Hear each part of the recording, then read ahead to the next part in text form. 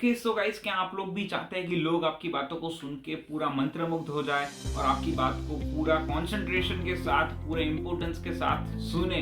तो गाइस, उसके लिए हमें कम्युनिकेशन स्किल्स का एक बहुत ही इंपॉर्टेंट चैप्टर डिस्कवर करना पड़ेगा, जिसके बारे में आज हम बात करने वाले हैं। जी हाँ, आज हम बात करने वाले हैं स्टोरी टेलिंग स्किल्स के बारे में।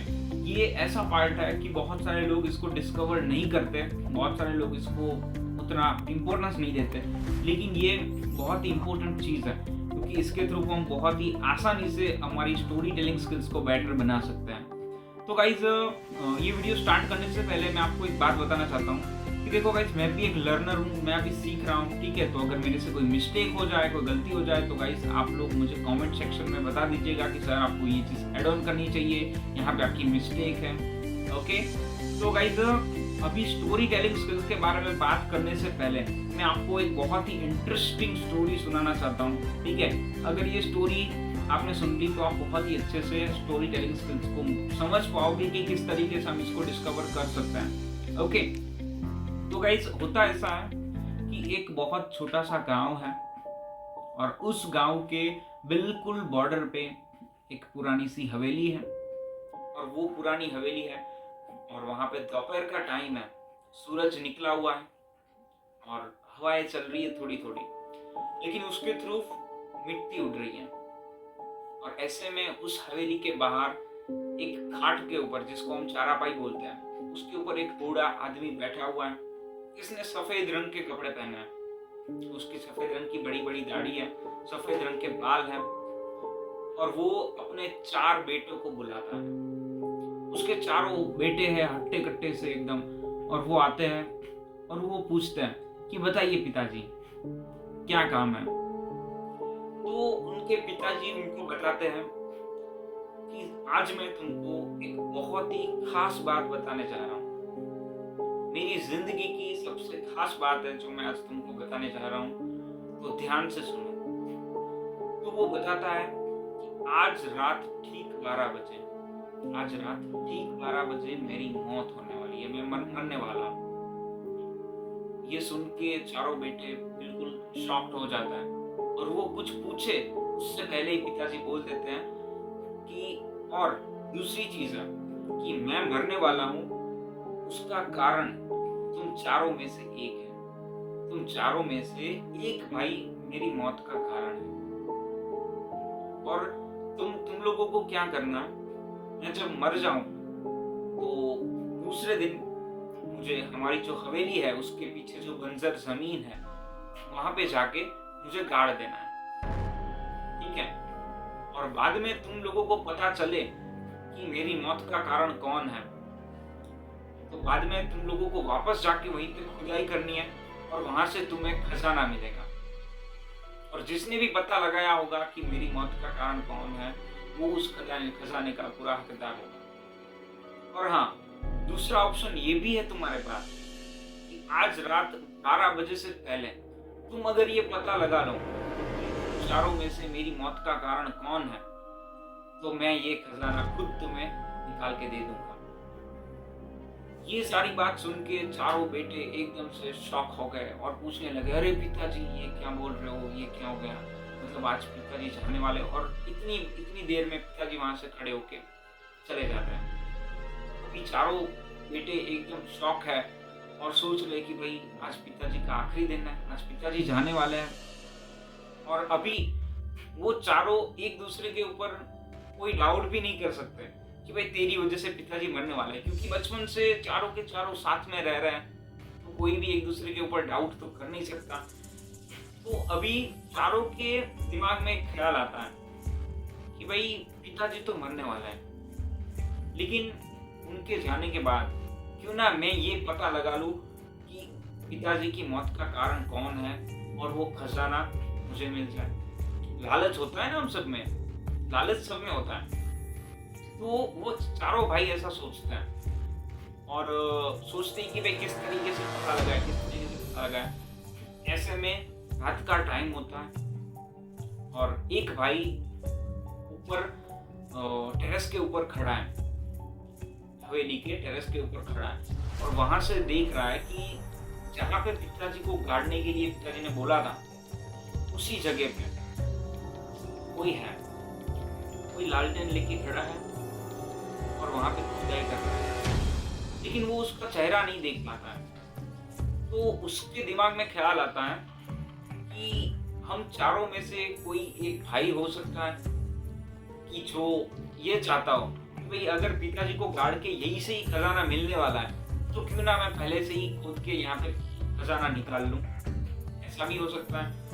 तो वो वहां पे देखता है कि भाई ये कौन है, उसको दिखता नहीं है ठीक से, इसलिए वो दौड़ के आता है। अभी हवेली बहुत बड़ी है, तो वो दौड़ के जब तक आता है और वहां पे आके देखता है तो एकदम हांफता हुआ आता है, थक गया है, और वहां पे देखता है कि वहां पे खड्डा हो रखा है और वहां पे नीचे फावड़ा पड़ा है और वहां पे कोई नहीं है।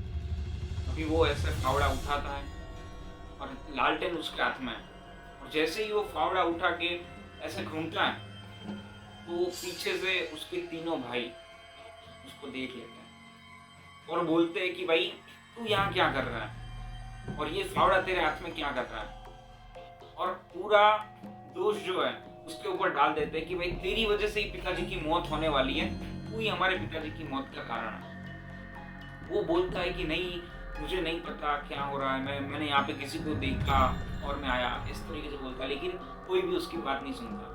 अभी वो लोग बोलते हैं कि भाई चलो हम इसको पिताजी के पास लेके जाते हैं और बोलते हैं कि ये पिताजी आपकी मौत का कारण है। वो तीनों भाई उस भाई को लेकर जाते हैं और जैसे ही दरवाजा खोलता है घड़ी में ठीक 12 बजते हैं। और पहले के टाइम में जैसे घंटा बजता था ना, घड़ी में जैसे घंटा बजता था ऐसे घंटे बजने स्टार्ट हो जाता है और ठीक 12 बजते हैं और पिताजी बेहोश होके गिर जाता है। इतनी देर में वो पूरे लोग पिताजी को पकड़ने लगते हैं, चारों भाई, और उनकी पल्स चेक करते हैं, सांस चेक करता है, लेकिन पिताजी जा चुके हैं, पिताजी की मौत हो चुकी है। अभी इतने में तीनों भाई को बहुत गुस्सा आ जाता है उस भाई के ऊपर जो वहां पे फावड़ा लेके खड़ा था। तो एक भाई उसका गिरेबान पकड़ लेता है कि भाई तेरी वजह से पिताजी की मौत हो गई, तूने ऐसा क्यों किया, ये वो। तो उतने में वो भाई बोलता है कि भाई तुम लोगों को जानना है ना कि मैंने ऐसा क्यों किया, तो सुनो मेरी बात। मैं कल रात ठीक 12 बजे मैं तुम्हें बताऊंगा कि मैंने ऐसा क्यों किया। ये सुन के तीनों भाई शॉक हो जाते कि भाई ये क्या बोल दिया इसने, कैसे बोल दिया। तो वो बोलता है कि कोई बात नहीं, कल रात ठीक 12 बजे तक का टाइम हम तुमको दे देते हैं। बाद में सुबह होती है, सुबह के 12 बजते हैं, पिताजी ने जहाँ पे बोला था उनकी लाश को गाड़ने के लिए वहां पे वो गाड़ देते हैं। वापस आते आते शाम हो जाती है और वो पूरा ध्यान रखते हैं कि भाई वो भाई भाग के बाहर ना जा पाए, हवेली से बाहर ना भाग पाए, और उसके ऊपर पूरी नजर रखते हैं। अभी ठीक 12 बजने वाले होते हैं और वो चारों भाई एक रूम में मिलते हैं और बोलते हैं कि भाई हाँ अब बता क्यों किया तूने ऐसा। तो वो बोलता है कि भाई चलो मेरे साथ, मैं तुमको बताता हूँ। सबके हाथ में लालटेन है और सब लोग जा रहे हैं जहाँ पे पिताजी को गाड़ा है, और वहां पे पूरा अंधेरा हो रखा है और वहां पे चारों भाई लालटेन लेके गए हैं और वो पूछते हैं कि पता क्यों किया तूने ऐसा। तो फिर वो वहां पे बोलता है ओके सो गाइस, आप लोग थोड़ा सा डर गए होंगे, बट मेरा इंटेंशन आपको डराने का नहीं था। तो गाइस ये जो स्टोरी थी, इस स्टोरी को आप पूरे कंसंट्रेशन के साथ सुन रहे थे, पूरे इंटरेस्ट के साथ सुन रहे थे, ठीक है। सो गाइस पहले इस स्टोरी का एंडिंग कर देते हैं, करें? नो, इस स्टोरी का एंडिंग नहीं होगा, ठीक है। तो गाइस आपको देखना है कि मैंने इस स्टोरी में क्या किया, ठीक है, आपको अच्छे से समझना है। तो गाइस देखो, इसमें सबसे पहली बात जो मैंने कवर की वो थी डिटेल, ठीक है। डिटेल मतलब सारी चीजें मैंने डिटेल में बताई कि भाई हवाएं चल रही थी, मिट्टी उठ रही है, ठीक है, सफेद रंग के कपड़े हैं, सफेद रंग की दाढ़ी है। इसके थ्रू क्या हो रहा था कि आपके माइंड में पूरी उसकी इमेज क्रिएट हो रही थी, पूरा पता चल रहा था कि आपको कि भाई हाँ किस तरीके का इमेजिनेशन होगा, किस तरीके के वहाँ पे हवेली होगी, वो सारा चीज़ आप इमेजिन कर पा रहे थे। तो ये चीज़ है, सबसे पहले हमें फोकस करना है डिटेल के ऊपर। कोई भी चीज़ है तो उसको डिटेल में बताओ, ठीक है? तो डिटेल को हमें सबसे पहले फोकस करना है। दूसरी चीज़ है वॉइस मॉड्यूलेशन। अब ये वॉइस मॉड्यूलेशन क्या होता है? आपने देखा कि भाई जब मैंने बताया कि भाई पिताजी बेहोश हो गए और अचानक से, तो ये सारी चीज़ें हैं जब हम बोलते हैं तो उसमें वॉइस मॉड्यूलेशन होना चाहिए। कल रात मैं तुम्हें ठीक 12 बजे बताऊंगा, ठीक है? ये सारा वॉइस मॉड्यूलेशन था। नॉट ओनली हॉरर स्टोरी में, आप कोई भी स्टोरी ले लो, उसमें आपको वॉइस मॉड्यूलेशन को के ऊपर वर्क करना है। मतलब कब आप अपनी बात को, अपने वॉइस को ऊपर ले जाते हो, कब अपने वॉइस को नीचे ले जाते हो, उसके ऊपर आपको ध्यान देना है। जैसे कि अगर आप किसी को बता रहे हो कि भाई मैं जब पहली बार समंदर देखने गया था, वहाँ पे मैं 15 मिनट के लिए मैं खो गया, समुद्र के सामने मैं खड़ा हूँ, हवाएं चल रही है और बहुत ही अमेजिंग। तो वो सारी चीज़ें आपको खुद को फील करनी होगी। अगर कोई भी चीज़ आप बता रहे हो, उसको पहले आपको खुद को फील करना होगा और आपको उसके थ्रू दूसरे को बताना होगा। कैसे बता पाओगे? बॉडी लैंग्वेज के थ्रू। बॉडी लैंग्वेज बहुत ज़रूरी होती है। लालटेन लेके खड़ा था, उसने फावड़ा उठाया, राइट? उनको पिताजी बेहोश हो गए। तो ये सारी चीज़ें आपको कवर करनी है। अपनी बॉडी लैंग्वेज के ऊपर भी ध्यान देना है, बॉडी लैंग्वेज का भी देखना है। और दूसरी चीज़ है, आपकी कहानी में भी कहानी होनी चाहिए। मतलब क्या होता है? देखो, कई लोगों की बात कैसी होती है, कई लोगों की कहानी कैसी होती है। मतलब कोई भी बात बता रहा है कि भाई मैं कल गया था, ठीक है, मैं मुंबई गया था, मुंबई घूम के वापस मैं आ गया वापस, ठीक है, ये उनकी कहानी होती है। तो इस तरीके से मत बताओ कि कहानी में भी कहानी होनी चाहिए, पूरी डिटेल में बताओ।